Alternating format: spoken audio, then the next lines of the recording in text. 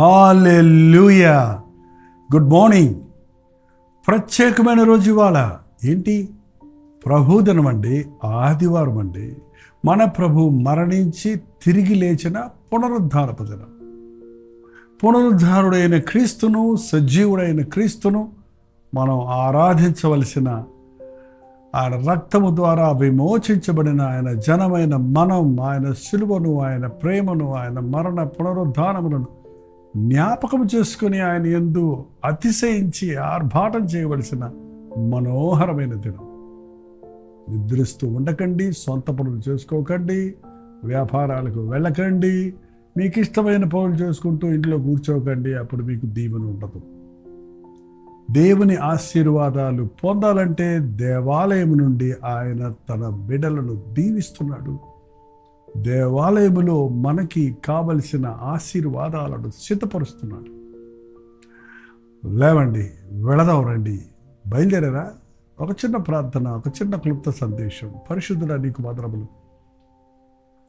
ప్రతి ఆదివారము ప్రతిష్ఠ దినమని, ప్రభు దినమని, మనోహరమైన దినమని ఘనంగా ఆచరించినట్లు విశ్రాంతి దినమును పరిశుద్ధంగా ఆచరించమని నీ ఆజ్ఞ నెరవేర్చుటకు సహాయం చేయండి. మా కొరకు మరణించి తిరిగి లేచిన ఈ పునరుద్ధానపు దినమును స్తుతి కృతజ్ఞతలు చెల్లిస్తూ నీ అందు ఆనందించుటకు సహాయం చేయండి. క్రీస్తునామములో అడుగుచున్నాము తండ్రి, ఆమేన్. అదేంటండి విశ్రాంతి దినం శనివారం కదా, ఆదివారం వెళ్ళమంటారంటారా? అవును, ఇప్పటికీ శనివారమనే ఆచరించే వాళ్ళు ఉన్నారు. ఇంతకీ మీరు యూదుల, క్రైస్తవుల? యూదులకు విశ్రాంతి దినం శనివారమే. కానీ దేవుని బిడలకు యేసుక్రీస్తు శిలువ మరణ పునరుద్ధానాల తరువాత ఆయన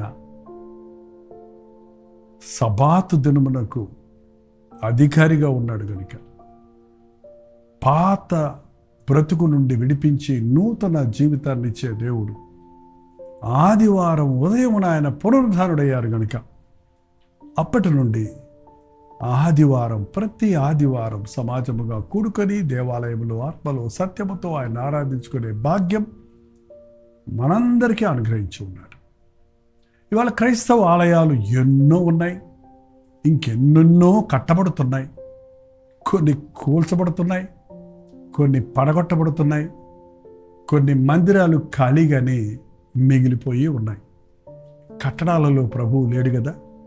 ఆకాశము నా సింహాసనము, భూమి నా పాదపీఠము, మీరు నా నిమిత్తమై కట్టనుద్దేశించిన ఆలయము ఏ పాటిది?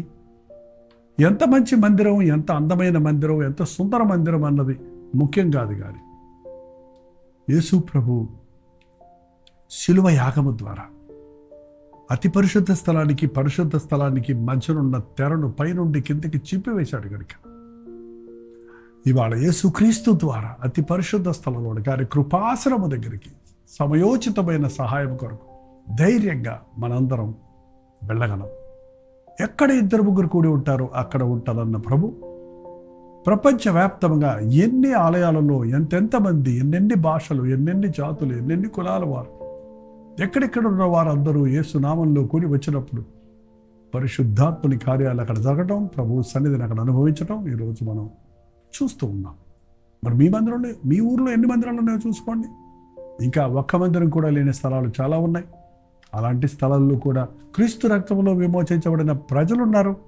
చెట్ల కింద, సందుల్లో, గొంతుల్లో, కొంతమంది ఎవరికీ కనబడకుండా అండర్ గ్రౌండ్లో కూడా ప్రభువును ఆరాధించుకుంటున్నారు. మనం ఎక్కడి నుండి ప్రభువుని ఆరాధించమన్నది, ఎంత మంచి మందిరం అన్నది ముఖ్యం కాదు. కానీ ఇద్దరు ముగ్గురు ఏకీభవించి ఎక్కడుంటారో అక్కడ ఉంటానన్నాడు. ఇద్దరు ముగ్గురు ఏకీభవించి మీరు భూమి మీద ఏది బంధిస్తారో అది బంధిస్తానన్నాడు. ఆదివారం ప్రభు దినం, ప్రభు మందిరాలకు వెళ్ళాలి. రండి, మరి వెళ్తాం. బయలుదేరదా? ఈ మాటలు, కొద్ది మాటలు వినాలండి, లేక వెళ్ళొచ్చి ఆలకించండి. ఇవాళ మొదటి ఆదివారం. అంత తొందరగానే ఈ సంవత్సరం 8 నెలలు అయిపోయినాయి. సెప్టెంబర్ 1వ తారీఖులోకి వచ్చాం. ఫస్ట్ సండే ఫస్ట్ వచ్చేసింది ఈసారి. 1వ తారీఖు రాగానే చాలామంది చాలా బిజీగా ఉంటారు. కానీ ప్రభువును స్తుతించడానికి ఎంతమంది ముమ్మరంగా ఉన్నారు? మొదటి ఆదివారం సాధారణంగా అనేక ఆలయాలలో ప్రభు బలి ఇస్తారు. మీ మందిరంలో హోలీ కమ్యూనియన్ ఉందా? హోలీ కమ్యూనియన్ సర్వీస్ ప్రత్యేకంగా ఉందా? మా మందిరాల్లో ప్రతి వారం ఇస్తారండి. ప్రతి వారం మేము రొట్టె ద్రాక్షరసం పుచ్చుకుంటున్నామని చెప్పేవాళ్ళు ఉన్నారు. ఈ వారం మానేస్తే వచ్చే వారం పెట్టుకుంటాం, వచ్చే వారం కాకపోతే తర్వాత వారం తీసుకుంటాం అని సర్ది పెట్టుకునేవారు ఉన్నారు. బైబిల్లో వారం వారం ఇవ్వాలా? మొదటి ఆదివారం ఇవ్వాలా? కేవలం గుడ్ ఫ్రైడే ఈస్టర్లకు ఇవ్వాలా అని ఎక్కడ రాయలేదండి. ఆది సంఘములో వారు అనుదినము దేవాలయంలో కూడుకొనుచు రొట్టె విరుచుచూ ఉండిననుంది. ఆదివారం, సోమవారం, మంగళవారం, బుధవారం, గురువారం, శుక్రవారం, శనివారం అని కాదు, ప్రతిరోజు ప్రభువుని ప్రార్థించేవారు, కూడి సమాజంగా ఆరాధించేవారు, ప్రభువు శిలువ ప్రేమను గుర్తు చేసుకునేవారు. రాగా మనకు భక్తి ఎక్కువైపోతుంది కదా, ఆదివారం ఆలయానికి వెళ్ళడానికే అలా నిర్లక్ష్యం అయిపోయింది. ప్రభువు వల్ల మాటిమాటికి తీసుకుంటే అది రోజు తినే అన్నంలాగా చాలామందికి నిర్లక్ష్యం అయిపోయింది. అది పూర్తిగా మానకుండా దాని విలువలు ఎరిగినట్లుగా నెలకొకసారి తీసుకోవడంలో తప్పేమి లేదు. As often as you can అని ఉంది బైబిల్లో. ఎన్నిసార్లు వీలైతే అన్నిసార్లు తీసుకోవచ్చు. కనీసం 4 వారాల్లో ఒక్క ఆదివారం ప్రభు వల్లని ప్రత్యేకపరుచుకుని ఆ రోజు ప్రభు దినమని ప్రతిష్ఠితమని, నా కొరకు సిలువలో ఆయన చేసిన ప్రేమను, ఆయన చిందించిన రక్తము ద్వారా ఉన్న జయమును జ్ఞాపకం చేసుకుందాం, ఆయన్ని ఆరాధిద్దాం, ఆయన్ని స్తుతిద్దామన్న ఆతృతతో దేవుని మందిరాలకు ఈ మొదటి ఆదివారం వెళ్ళాలి. మొదటి ఆదివారం మాత్రమే వచ్చి మిగిలిన ఆదివారాలు మానేసే విశ్వాసులు ఉన్నారు. మీరు అలా ఉండకండి. ప్రభు సన్నిధికి వెళ్ళినప్పుడు అక్కడ ఆరాధన అంతటిలో పాల్గొనాలి. రొట్టె తీసుకొని వచ్చేస్తానికి ఇది ప్రసాదం లాంటిది కాదు కదా. వాక్యం విని హృదయాన్ని కుమ్మరించుకొని పాటలతో ఆయన్ని ఆరాధించి హృదయాలను సిద్ధపరుచుకొని రొట్టె విరిచినప్పుడు నా కొరకు విరగొట్టబడిన ప్రభు నన్నెంతగా ప్రేమించాడు, నేను పొందవలసిన దెబ్బలు ఆయన మీద పడ్డవి, నాకు రావలసిన శిక్షను ఆయన భరించున్నాడు, నా దోషములు ఆయన నిలువెల్ల నలగొట్టి ఉన్నవి అన్నది గుర్తు చేసుకొని, జ్ఞాపకం చేసుకొని, కృతజ్ఞతతో, పశ్చాత్తాపంతో ఆయన మన కొరకు చేసిన ఆ యాగములు మనం పాలిభాగస్తులం అవ్వాలి. అలాగే ఆ ద్రాక్షరసాన్ని తీసుకున్నప్పుడు అదేదో మనకు తీర్థంలా కాకుండా నా కొరకు యేసు ప్రభు తన శరీరంలో రక్తమంతా చిందించాడు. రక్తమే ప్రాణం, తన ప్రాణాన్నే నాకు ఇచ్చాడు. నా రక్తం చెడిపోయిందని, నా రక్తం విషపూరితమైందని, నా రక్తం పాతాదాము స్వభావంతో మిళితమై ఉందని, నిర్దోషము నిష్కలంకమైన గొర్రెపిల్ల కంటే శ్రేష్టమైన క్రీస్తు రక్తాన్ని నా కొరకు చింతించి నాలోని నీచ గుణాలను తీసివేయటట్లుగా ఆయన తన రక్తము ద్వారా నన్ను విమోచించి ఉన్నాడన్నది గుర్తు చేసుకుంటూ ఆ ద్రాక్షరసంలో మనం పాలు పంపులు పొందాలి. కానీ ఈ రోజున ఎంతమంది తగినంత సమయం సిలువను ధ్యానించటానికి, ప్రభువు బల్లను స్వీకరించే సమయాన్ని కేటాయిస్తున్నారు? బలిపీఠం దగ్గర రొట్టె విరిచి సమాజం అంతకి అందించే వరకు, అలాగే ద్రాక్షరసాన్ని అందరికీ పంచు వరకు ఎంతమంది కనిపెడుతున్నారు?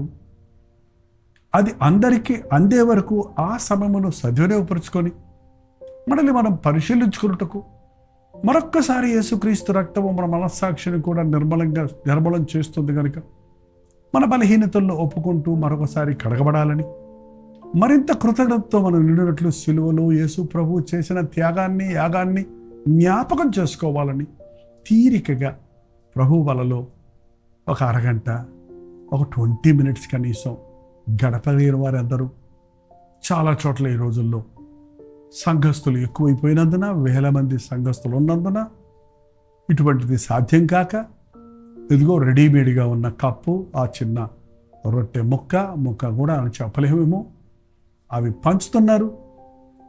అవి ఎటువంటి గుర్తింపు లేకుండా, పశ్చాత్తాపం లేకుండా, ఆరాధన లేకుండా హడావిడిగా సేవించి సిలువను ధ్యానించకుండానే కొందరు ముగిస్తున్నారు. అందుకే అట్టివారి జీవితాల్లో ఆధ్యాత్మిక పెరుగుదల కనపడటం. మనల్ని మనం సరిచేసుకుంటకు ఒక చెట్టు బాగా ఎదగాలంటే ఆ చెట్టు చుట్టూ మళ్ళీ మళ్ళీ తవ్వుతూ ఉండాలి. దాన్ని మరలా నీరు కట్టాలి. దానికి అవసరమైతే ఎరువు వెయ్యాలి. మనం ఆధ్యాత్మిక జీవితంలో ఫలించాలంటే మనం ఎంతగా మనం ఎదగాలంటే అంతగా మనం తవ్వబడాలి, నూతనపరచబడాలి, రివైవల్ రావాలి, రెన్యూ అవ్వాలి, పశ్చాత్తాపం కలగాలి, పరీక్షించుకోవాలి, చేరిన చెత్తను కలుపును పీకేయాలి. అందుకే ప్రభు బలను ఆచరించమన్నాడు. ఆ రోజుల్లోనే పౌలు దినముల్లోనే ప్రభు బలను ఆచరించడం ఒక అలవాటైపోతే పౌలు కొంచెం గట్టిగానే హెచ్చరించాడు ఆనాటి సంఘాన్ని.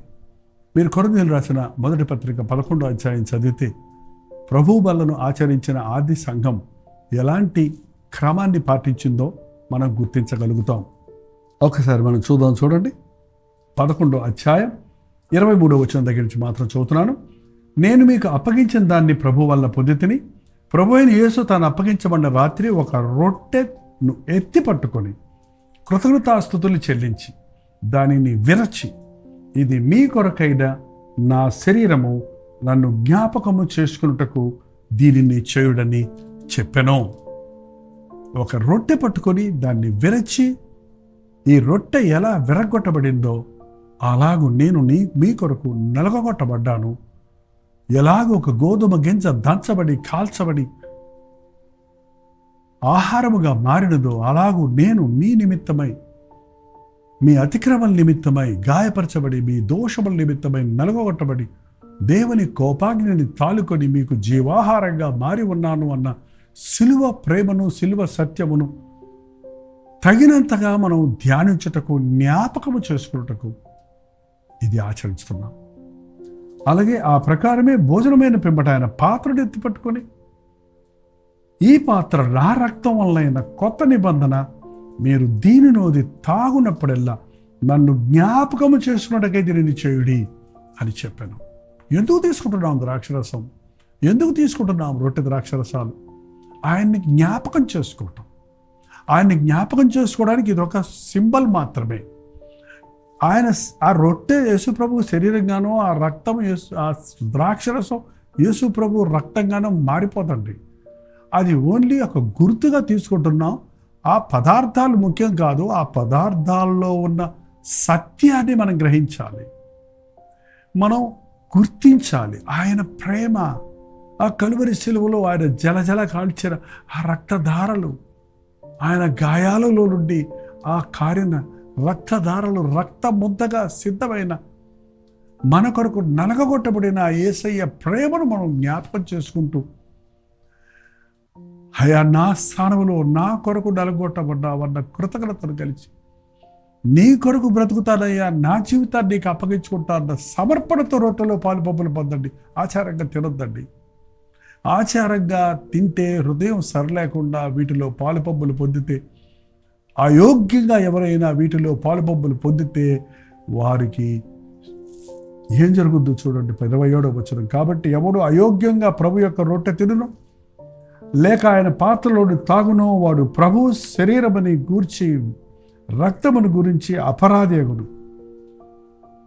జాగ్రత్త అండి, అపరాధవును. కాబట్టి ప్రతి వాడు తను తాను పరీక్షించుకొనమను. అలా చేసి ఆ రొట్టెను తిని ఆ పాత్రలోని తాగవలను. ప్రభు శరీరమని వివేచింపక తిని త్రాగువాడు తన శిక్షావిధి కలుగు చేతకే తిని తాగుచున్నాడు. ఇందువలనే మీలో అనేకులు బలహీనులు, రోగులై ఉన్నారు. చాలామంది నిద్రించే ఉన్నాడు. మనల్ని మనమే పరీక్షించుకునే, విమర్శించుకునే ఎడల తీర్పు పొందకపోదుమో. అందుకే ప్రభు వల్ల అనేది ఒక జడ్జిమెంట్ టేబుల్గా మన ముందుకు వస్తుందండి.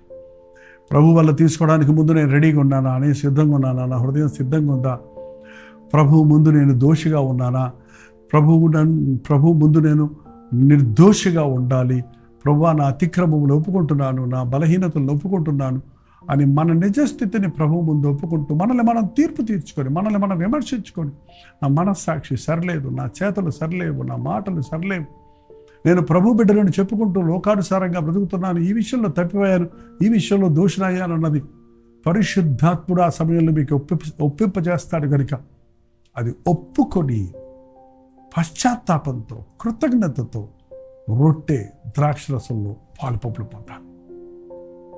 అప్పుడు మనం నిర్మలమవుతాం, ఆయనతో పాలి భాగస్థులమవుతాం.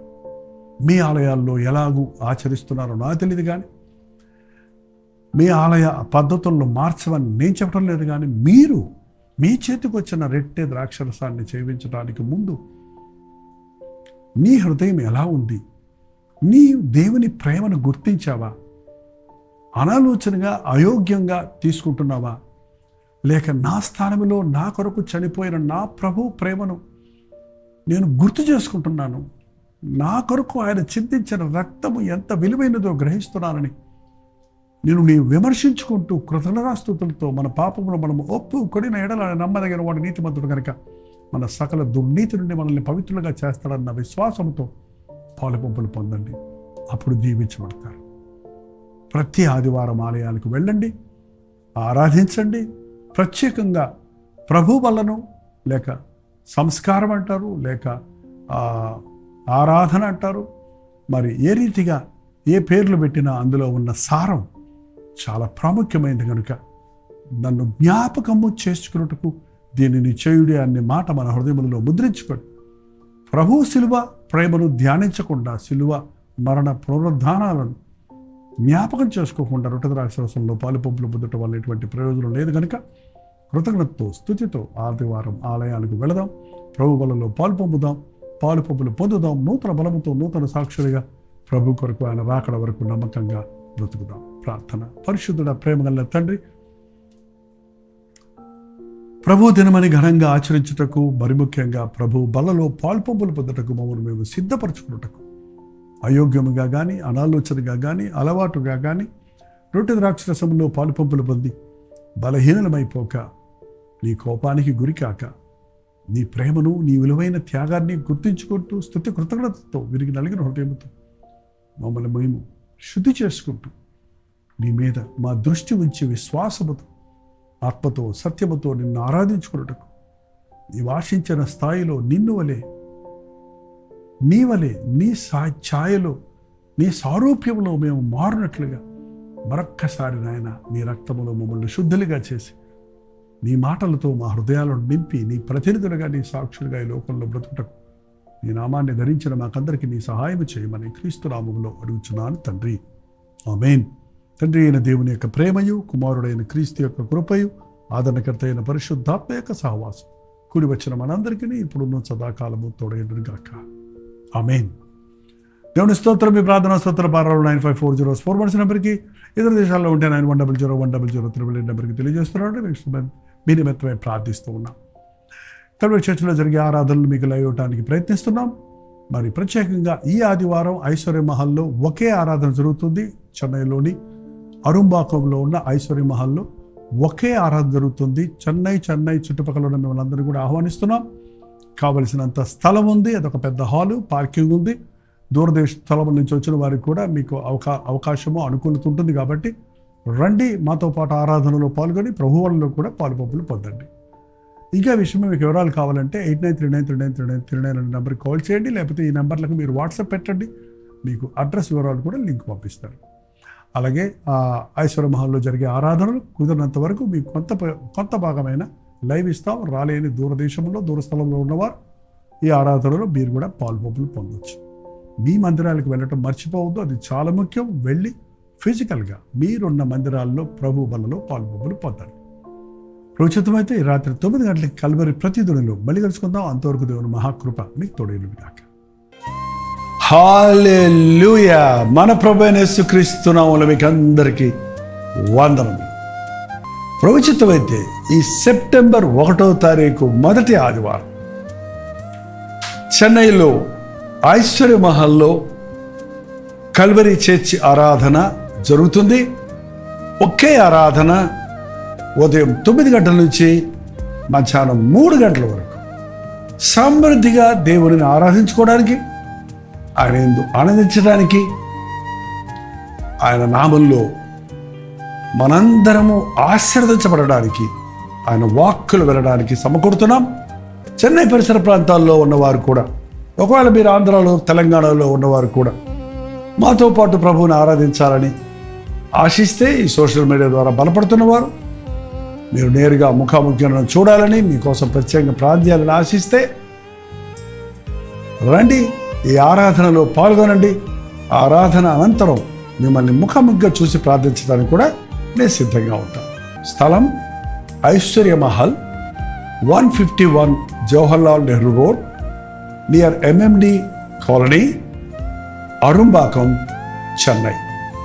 ఇంకా ఈ విషయమే మీకు వివరాలు కావాలంటే ఈ క్రింద ఇవ్వబడినటువంటి ఫోన్ నెంబర్లకి మీరు కాల్ చేయండి, లేకపోతే వాట్సాప్ ద్వారా తెలియచేయండి. మీకు తప్పక లింక్ పంపిస్తారు, మీకు కావాల్సిన అడ్రస్ వివరంగా తెలియచేస్తారు. తప్పకొస్తారు కదా.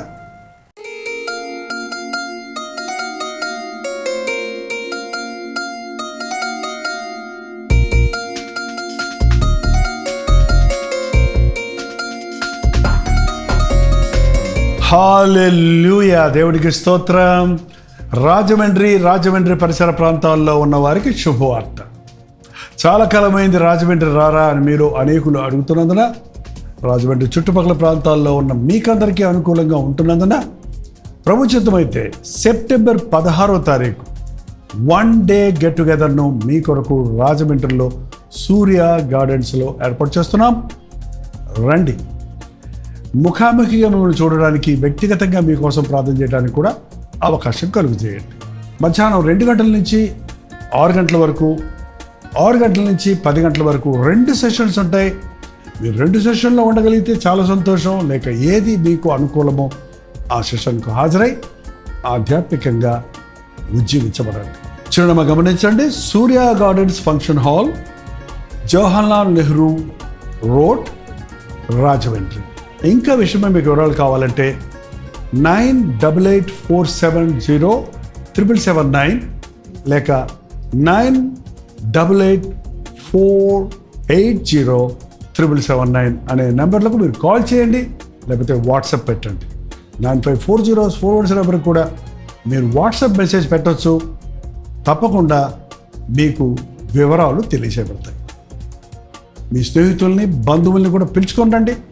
రాజమండ్రి పరిసర ప్రాంతాల్లో ఉన్న మీరందరూ వస్తారని ఎంతో ఆశతో ఎదురు చూస్తున్నాం. మనందరం కలిసి మన ప్రభునామాన్ని మహింపరుద్దాం. రండి, ఆశీర్వదించబడండి.